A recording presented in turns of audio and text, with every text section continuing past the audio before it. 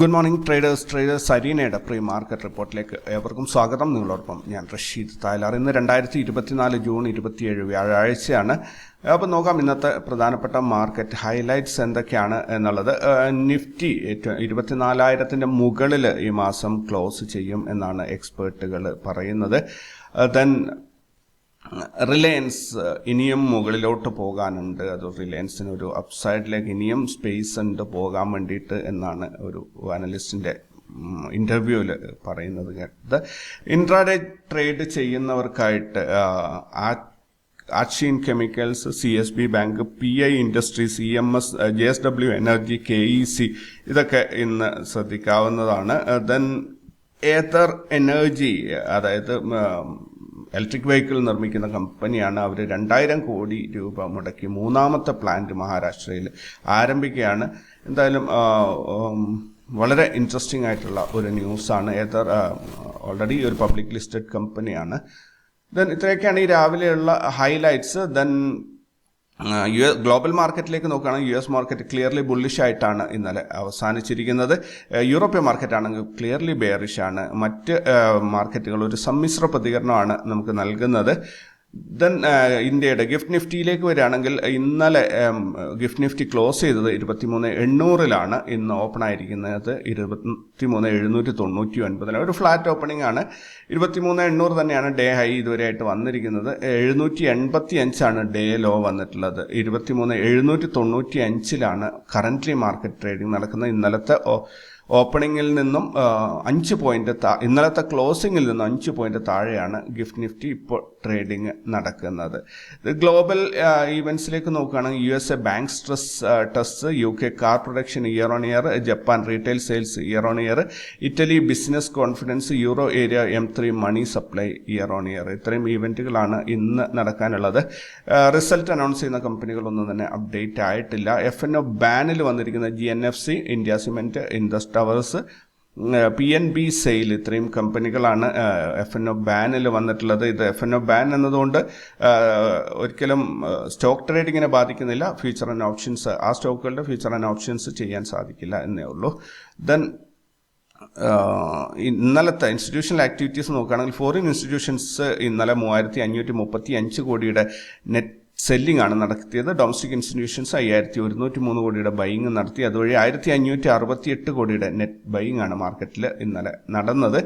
Then ഇന്നലത്തെ market ഒന്ന് ഓടിച്ച് നോക്കുകയാണെങ്കിൽ നിഫ്റ്റി ഇന്നലെ 23,723 ഓപ്പണായി 145 പോയിന്റ് ലാഭത്തിൽ 23,865 ക്ലോസ് ചെയ്തു. 5 ദിവസം കൊണ്ട് നിഫ്റ്റിയിൽ 298 പോയിന്റിന്റെ ഒരു ഗ്രോത്ത് ഗെയിൻ ആണ് ഉണ്ടായത്. അതേസമയത്ത് ഈ മാസം 531 പോയിന്റിന്റെ 2.2% ഒരു വളർച്ചയാണ് നിഫ്റ്റി രേഖപ്പെടുത്തിയിരിക്കുന്നത്. നിഫ്റ്റിയിൽ ഇന്നലെ നോർമൽ CPR ആയിരുന്നു, പക്ഷേ പ്രൈസ് ആക്ഷൻ അതിനെ ക്രോസ് ചെയ്തിട്ടില്ല. മിനിയാന്നും പ്രൈസ് ആക്ഷൻ ക്രോസ് ചെയ്തിട്ടില്ല എന്നതാണ് എൻ്റെ ഓർമ്മ. ഇന്നും നോർമൽ CPR ആണ്. ഈ 2 ദിവസം വിർജിൻ CPR വന്നതിൻ്റെ ഒരു എഫക്റ്റ് ഇന്ന് മോസ്റ്റ് പ്രോബബ്ലി മാർക്കറ്റിൽ കിട്ടിയേക്കാം.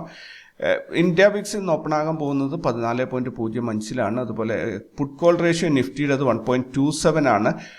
24,000 ഹയസ്റ്റ് കോൾ റൈറ്റിംഗ് നടന്നിരിക്കുന്നത്. 1,52,00,000 കോളാണ് ഇവിടെ റൈറ്റ് ചെയ്തിട്ടുള്ളത്. അതേസമയത്ത് പുട്ട് സൈഡിൽ 23,500 ഹയസ്റ്റ് പുട്ട് റൈറ്റിംഗ് വന്നിട്ടുള്ളത്. 1,31,00,000 ഇവിടെ പുട്ട് റൈറ്റിംഗ് വന്നിട്ടുള്ളത്. ബാങ്ക് നിഫ്റ്റി ഇപ്പോൾ ഇന്നലെ 217 പോയിന്റ് ലാഭത്തിൽ ക്ലോസ് ചെയ്തു. ഫിൻ നിഫ്റ്റി 73 പോയിന്റ് ലാഭത്തിൽ ക്ലോസ് ചെയ്തു. സെൻസെക്സ് 580 പോയിന്റ് ലാഭത്തിൽ ക്ലോസ് ചെയ്തു.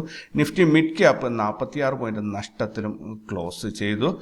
ദെൻ ഇന്ന് നിഫ്റ്റിയുടെ എക്സ്പയറി ആണ്. നിഫ്റ്റിയുടെ എക്സ്പയറി നോക്കുകയാണെങ്കിൽ ഒരു പ്രത്യേക രീതിയിലുള്ള ഒരു സിഗ്നൽസ് ആണ് നമുക്ക് തരുന്നത്. എന്തായാലും റാസ് ലെവൽസിന്റെ സിഗ്നൽ നോക്കുകയാണെങ്കിൽ ഇന്നലത്തെ ഡേ ലോയും ഇന്നത്തെ ഡേ ലോയും ഓൾമോസ്റ്റ് സെയിം ആയിരിക്കും എന്ന് പറയുന്നു. അതേസമയത്ത് ഇന്നത്തെ ഡേ ഹൈ, പ്രതീക്ഷിക്കുന്ന ഡേ ഹൈയും ഇന്നലത്തെ ഡേ ഹൈയും തമ്മിൽ നല്ല വ്യത്യാസമുണ്ട്. ഇന്നത്തെ ഡേ ഹൈ കുറേയും കൂടെ മുകളിലാണ്. 24,047 വരെ മാർക്കറ്റ് കയറി പോകാൻ സാധ്യതയുണ്ട് എന്നാണ് റാസ് ലെവൽസ് നമ്മളോട് പറയുന്നത്. രണ്ടിൽ ഏതെങ്കിലും ഒന്ന് നമുക്ക് കിട്ടും.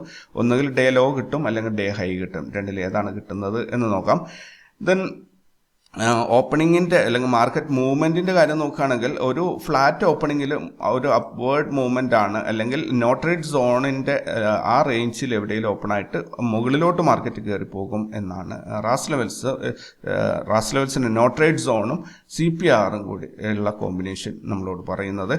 നോട്രേറ്റ് സോണായിട്ട് ഇന്ന് ഈ CPR സോണിനെ നമുക്ക് മാറ്റി നിർത്താം. ഏകദേശം ഒരു അതായത് 23,840 മുതൽ 23,779 വരെയുള്ള ഒരു 60 പോയിന്റിൻ്റെ ഒരു സോൺ നമുക്ക് നോട്രേറ്റ് സോണായിട്ട് ഡിഫൈൻ ചെയ്യാം.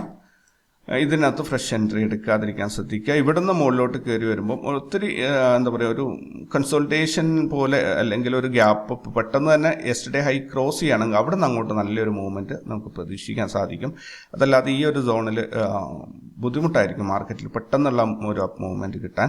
ദെൻ ഇവിടെ ലോവർ സൈഡിലേക്ക് വരികയാണെങ്കിൽ മാർക്കറ്റിൽ എന്തായാലും യെസ്റ്റർഡേ ലോ ആ റേഞ്ചിൽ നല്ലൊരു സപ്പോർട്ട് കിട്ടാനുള്ള സാധ്യതയുണ്ട്. അവിടെ വെച്ചിട്ട് മാർക്കറ്റ് എന്തായാലും സപ്പോർട്ട് എടുത്ത് തിരിച്ച് മുകളിലോട്ട് തന്നെ വരും എന്നാണ് പ്രതീക്ഷിക്കുന്നത്. അപ്പോൾ ഇന്നത്തെ ഡേ ഹൈ മാക്സിമം ലെവലിൽ 24,047 വരെ കയറിപ്പോയേക്കാം എന്നാണ് റാസ് ലെവൽസ് നമ്മളോട് പറയുന്നത്. സോ ഈ മോർണിംഗിൽ വളരെ ചെറിയ ഒരു പ്രീ മാർക്കറ്റ് റിപ്പോർട്ടാണ് ഇന്ന് ഞാൻ തയ്യാറാക്കിയത്. നോർമലി ഡെലിവറി ചെയ്യുന്ന ഫസ്റ്റിലുള്ള മെസ്സേജ് ഞാൻ ഇന്ന് ഒഴിവാക്കിയിരുന്നു. എഴുതാനുള്ള സമയത്തിൻ്റെ ഒരു പ്രശ്നം തന്നെയായിരുന്നു. സോ കൂടുതൽ വാർത്തകളും വിശേഷങ്ങളും ഒക്കെ ആയിട്ട് നമുക്ക് വൈകുന്നേരം കണ്ടുമുട്ടാം. അതുവരേക്കും ടേക്ക് കെയർ ആൻഡ് ബൈ.